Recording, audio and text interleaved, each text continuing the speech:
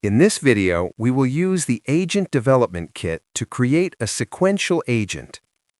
The code starts with importing the necessary SequentialAgent module. Next, we define the large language model that will be used. We then define our first agent, date converter. This agent is instructed to take a given date and convert it into the YMYYY-MM-DD format. Our second agent, partition converter, is defined. Its job is to take the date output from the first agent and break it down into separate components, year, month, and day. Now we create the root agent using SequentialAgent. This special agent orchestrates the subagents in a specific order. Here, date converter will run first, and its output will automatically become the input for partition converter. In the terminal, the command ADK web is used to start the Agent Development Kit's local web server, which allows for easy testing and interaction with the agents.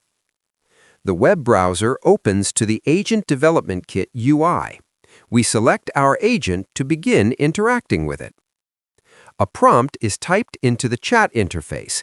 Give me the date for 31st Dec 2025. This is the initial input for our root agent.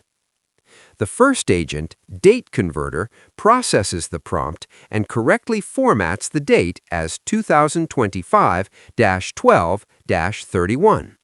This output is then passed to the next agent in the sequence.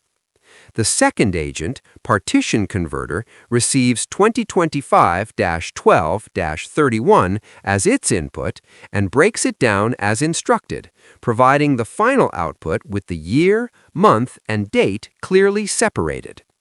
That's it. Hope you understand how SequentialAgent works with Google ADK. Thanks for watching, and please subscribe to our channel for the latest updates and insights where data engineering meets AI.